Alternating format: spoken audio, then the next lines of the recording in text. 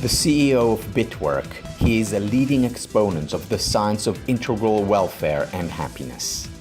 As the co-founder of the Latin American Positive Psychology Association, he aims to bring the latest advances in the science of happiness to the region. His project, Hope in a Bottle, focused on breast cancer education and prevention, leading him to work with former US President Bill Clinton and the Susan G. Komen Foundation. He is the best-selling author of The Traps of Happiness. I'm delighted to welcome Eduardo Massé to Happier Talk. Eduardo, welcome to Happier Talk. Thank you, Tal. A real pleasure to be here with you. It's great to see you. So, I know you do a lot of work in Latin America, introducing happiness to the workplace. Tell me a little bit about what you do. Well, I take it even one step beyond that. We go all the way to well-being as an integrated whole. And it's basically, the way we do it is we condition those who want to work with us that the elite of the company, the 20 top, should be involved in the process, in the first step of the process. Just I want to push on that because you want their commitment, because you want them to be role models. I'll give you an analogy. In the family, if the parents don't agree, there is not much the kids will do. So in the companies are the same, and it happened before. We went and trained some managers or directors, but the moment the CEO, the CFO do not agree, then they can't really do much. Yeah, so you need the buy-in from the top. You need the buy-in. You need the top to agree, to get aligned, and from there you go down. How do you get them aligned? It's a process that we do for a 12-month period of time. It's a 12-level program. And we meet once a month. We have many exercises during the month. And through the process, about the third session, we already know who we're working with. It's a program that promotes that the participants will explore their human side, will get to know each other, will venture to speak about themselves. They will work on themselves. And the program is focused mainly on the well-being of the participant before the well-being of the company. Because our philosophy is if we help the individual, then the individual is going to bring that benefit to their family, to his own personal life, enjoy that and bring it back to the group, but with a true solid foundation. I don't like to work with people and pretend that everything is fine. No, it's more, our program at the beginning is very hard because people are getting used these days to wear the mask and pretend that everything is fine. And in a world that is so busy, there's not much time, you want things fast, and we're getting so many bad news, we get dehumanized. And that's what makes people not want to commit. They don't commit to, if they can commit to their families or to themselves, there's no way they're going to commit to a corporation, an organization. So you'll be surprised, but it's not really hard to achieve that. Yeah. And because it's a 12-month program, you get people to eventually, it gets to a point where the mentor is not the most important part of the program. They see the changes in their own fellow co-workers, and they start wanting that for themselves. And the people who go through the program, the 12-month program, are the people at the top of the organizational hierarchy? Top.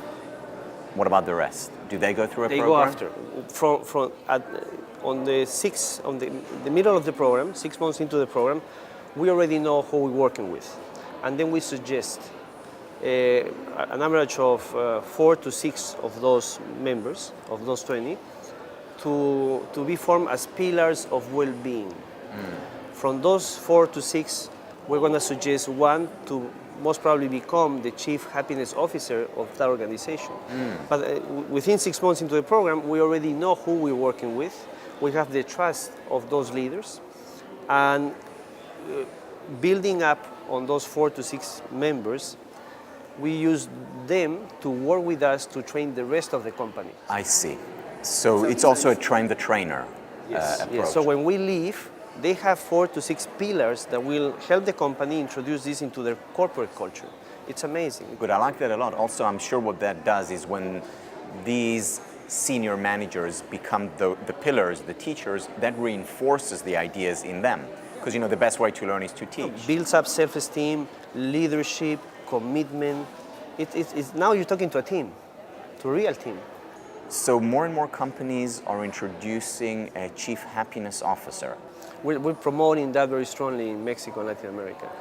Our goal, because we have signed an agreement with one of the biggest universities in Mexico that is supporting our programs. So everybody who goes through our programs finish up with a diploma from the university. And that's add value to the participant, add value to the program. And our goal is to become the #1 trainee program for chief happiness officers in America Latina. Okay, so I'm a senior manager in an organization. What do I learn in your program? Some concrete tools. Okay, you will learn. That's a good one. You will learn to first of all, you will learn to know yourself. You will learn about how to take care of yourself.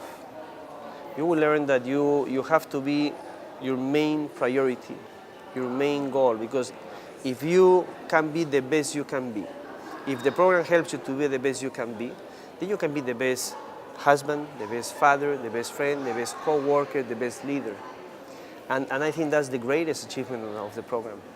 Do they meditate? Do they... We use the mindfulness. We go with Ellen Langer's approach to mindfulness.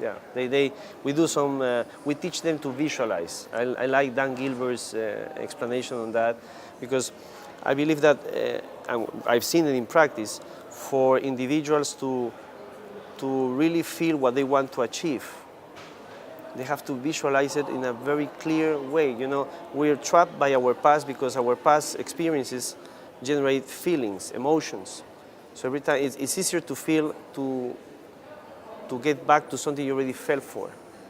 But when you look in the future and you have no feelings, only ideas, that future is going to fade. So we teach people not only how to get close to that, create that emotion they want to achieve, but to really program their goals. An end goal and a middle end goal. So if I understand you correctly, so let's say my goal in my organization is to reach a certain milestone of, say, $1 million revenues by July 1st. I would then close my eyes, imagine myself reaching that milestone and feeling what that would be like to experience. The first thing we teach them is that in order for a goal to be a real one, you need to understand that the purpose is bigger than the goal itself. So what does the $1 million means to you? Yes. I don't go and teach companies to win the game, because I don't believe this company is being, the market is going to be controlled or ruled by companies who want to win. This is a game where companies need to understand that they need to last. Okay. Because let's talk about football. You have great teams, and Dallas won the Super Bowl, and they won the Super Bowl not because of the brand. They won that season because of the players. But if you dismantle that team, and that's a total new different team, even if you like Dallas and you swear by the team, by the brand, you know that if you don't have the same players, you don't know what's going to happen. So the same happens with the companies. Companies have a big problem retaining talent that causes them to obtain, to train, to trust, and those talents are probably leaders of different projects. So when that leader leaves, the company has huge expenses. I will bet my own money on companies that are capable to retain talent in order to prove that the next season they're going to keep winning or reaching the Super Bowl. And one of the ways to retain talent is to take care of your employees, because if I feel cared for, I'm much more likely to stay in the organization. It's what I said on my appearance yesterday on the program on Mohasu with Sean Aker and Nick Mars and others, is that if I'm able to, in a proactive way, procure for the well-being of my employees. Those employees are going to bring that back to me. Very good. You talked earlier about connecting the goal to purpose. I want to go back to the exercise that you would do with me if I were the senior manager in the organization. So I want to make the $1 million by July 1st. I connect it to purpose, so I can say something like, I want to make that $1 million because then I can have more impact on my stakeholders, whether it's customers, if I'm dealing with the environment, or making people happier, whatever it is. So I connect it to purpose, and then there is an emotional reaction. Yes, because look, you alone won't be able to reach $1 million. You need people to follow you on that goal. And that goal needs to mean something more for you and your team members than just a paycheck. It needs to mean probably security, probably satisfaction, probably recognition. Impact. Impact. So you have to incorporate all of those emotions and feelings to the meaning of the money. No, Dan Gilbert says, used to be success and then happiness. It's the other way around. How this $1 million will bring satisfaction, well-being, and happiness to me? What does it mean to my family, to my end goal, which is security? Right, so rather than have a narrow view of what your goal or purpose is, expand it. Exactly, because it's what I said yesterday. My goal is that corporations eventually put their human members, the members of the company first, and then the interest of the company. Because that's how you make this a win-win situation. And in today's world, that's much needed. It is indeed much needed. Eduardo, thank you very much for the work that you're doing for spreading happiness in corporations. Thanks to you, because you're the one who inspired me to come this way. You're the one, he's the guilty one. I'm happy to be guilty there. Thank you. Thank you. Thank you.